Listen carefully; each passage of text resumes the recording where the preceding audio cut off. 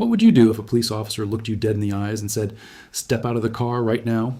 Most people freeze, panic, and start talking. And everything they say in the next 60 seconds gets used against them.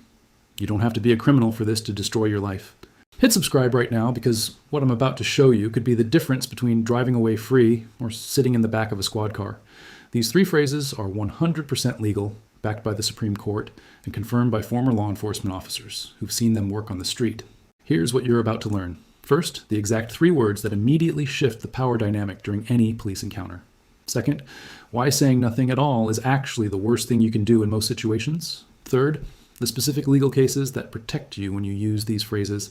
And fourth, a real traffic stop walkthrough showing you exactly how this plays out from start to finish. By the end of this video, you will know more about protecting yourself during a police encounter than most people ever learn in a lifetime. Stay with me because every second of this matters.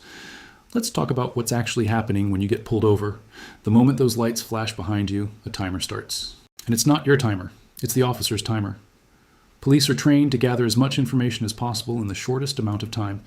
They are specifically taught conversation techniques designed to get you talking, to get you to volunteer information, and to get you to say yes to things you have every legal right to say no to. I've analyzed over 200 body cam videos, and I can tell you this happens in nearly every single traffic stop. The officer approaches your window already forming a strategy. They look friendly. They sound casual. They say things like, "Hey, how's it going today?" Or, "Mind if I take a quick look inside?" That word "quick" is doing a lot of work. It makes the request sound small and harmless. It isn't. Here's the reality. Most people say yes to these requests because they believe saying no makes them look guilty. That belief costs people their freedom every single day. You have a constitutional right to refuse searches. You have a right to remain silent. You have a right to ask basic clarifying questions about your own situation. And none of those things make you guilty. They make you smart. The problem is nobody teaches you what to actually say. You either go silent and look suspicious, or you talk too much and hand the officer everything he needs. There is a middle path, a narrow, perfectly legal path that keeps you safe, keeps the stop moving, and keeps you out of handcuffs. The path starts with three specific phrases. Let's go through them right now. The first phrase is this: "I do not consent." Here's exactly what you say. Look at the officer calmly and say, "Officer, I do not consent to any searches," word for word. Memorize that line, 4 words that change everything. Let me show you exactly why this works. When an officer asks to search your vehicle, he is asking because he does not have enough evidence to search without your permission. The moment you say yes, you hand him legal authority to go through everything. Your trunk, your glove box, under your seats, your personal bags, everything. And anything he finds, even if it's completely legal, can be used to extend the stop, or call for backup, or justify deeper investigation. Here's the trick they don't want you knowing. Officers cannot legally punish you for refusing a search. They cannot arrest you just because you said no. They cannot legally extend the traffic stop solely because you exercised your Fourth Amendment right. This comes straight from Supreme Court rulings, and it is airtight. Bad way. Most drivers say, "Sure, I have nothing to hide." Then the officer spends 20 minutes going through every inch of your car, finds an old prescription bottle without a label, and suddenly what started as a broken taillight becomes a drug investigation. Good way. Smart drivers say, "Officer, I do not consent to any searches." Then the officer either needs to get a warrant or let you go. The stop stays short. You stay in control. The legal backing here is powerful. In United States, Drayton decided in 2002, the Supreme Court confirmed that officers can ask for consent to search, but they must honor a refusal if they have no probable cause. Defense attorneys use this exact line in court. The phrase, "I do not consent," creates an official record that your permission was never given. If an officer searches anyway, that evidence can be challenged and often thrown out entirely. You are not being difficult, you are being constitutionally protected. Have you ever been asked if officers could search your car during a traffic stop? Drop a comment below right now. Tell me what you said. I want to know how many of you gave away your rights without even realizing it. The second phrase is this: "Am I being detained or am I free to go?" You look at the officer and say this clearly: "Officer, am I being detained or am I free to go?" Those exact 10 words. Calm voice, no attitude. Just a clear, direct question. Here's why this phrase is so powerful. In America, police cannot legally hold you against your will, unless they have reasonable suspicion that you are involved in criminal activity. That's the law. But many officers will continue to hold you at the scene after the ticket is written, after the license is returned, after the stop is technically over. They keep talking. They ask follow-up questions. They make small conversation hoping you'll volunteer something useful. Most people don't realize the stop has legally ended. Most people have no idea they are actually free to leave and simply don't know it. This phrase forces the officer to define your situation on the record. He either has to say yes, you're being detained, which means he needs to articulate specific legal reasons, or he has to say no, and at that point you are free to go. Listen closely because this is critical. You do not say this phrase aggressively. You do not say it with sarcasm. You say it the way you'd ask someone what time it is. Polite, calm, factual, bad way. Most drivers sit in their car long after the stop should be over, answering question after question, volunteering information about where they're going, who they're seeing, what's in the back seat. 20 minutes later, they've handed an officer a full picture of their entire day with zero legal obligation to do so. Good way. Smart drivers say, "Officer, am I being detained or am I free to go?" The officer is now required to answer. If the stop is over, you politely say, "Thank you, officer," and you drive away. This is 100% legal. The case that backs this up is Rodriguez v. United States, decided in 2015.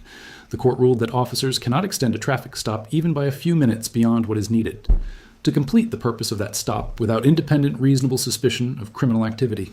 Legal experts agree this is your strongest protection against fishing expeditions during routine traffic stops. Knowing this phrase turns a potentially 30-minute interrogation into a 2-minute interaction. Still watching? Good. Most people stopped paying attention 5 minutes ago. Drop a like right now if this is already changing things. And keep watching because the third phrase is the one that ties everything together, and it's the one most people have never heard. The third phrase is this: "I'm exercising my Fifth Amendment right to remain silent." Say it exactly like this: "Officer, I'm exercising my Fifth Amendment right to remain silent." Full sentence. Complete thought. No hesitation. Here's why you need to say it out loud instead of just going quiet.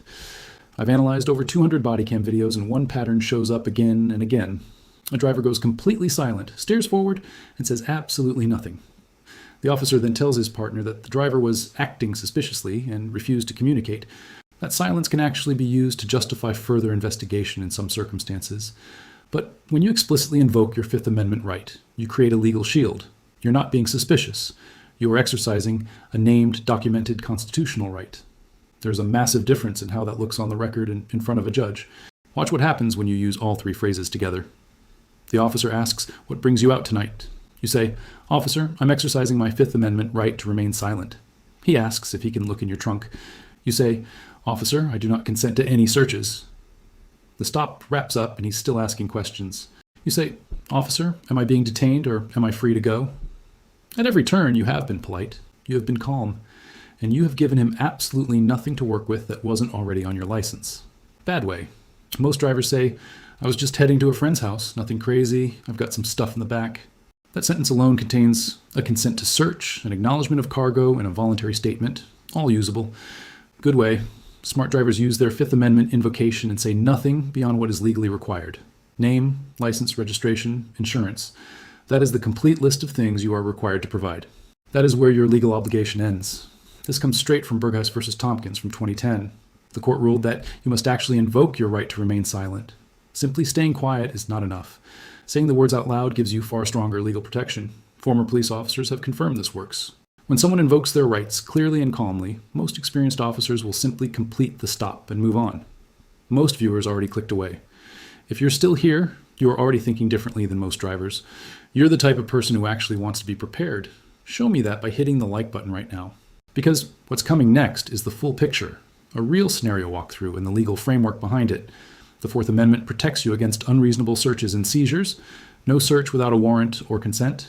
The Fifth Amendment gives you the right not to incriminate yourself, meaning you cannot be forced to answer questions. Terry v. Ohio from 1968 established that police need reasonable articulable suspicion to detain you. That means a gut feeling is not enough. A hunch is not enough. They need specific facts. Florida v. Bostick from 1991 established that as long as a person feels free to leave, it's voluntary.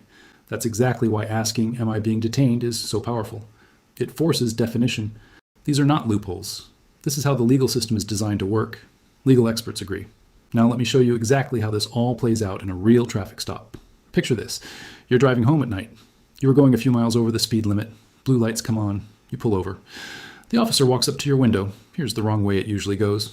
The officer says, "Do you know why I pulled you over?" And you say, "Yeah, I was probably going a little fast." You just admitted to speeding. You just made the officer's job easier. He asked for your license. While you're getting it, he asks where you're headed. Then he says, Mind if I take a quick look inside? And you say, sure. 10 minutes later, you're standing on the side of the road watching him search. Here's the right way. The officer says, do you know why I pulled you over?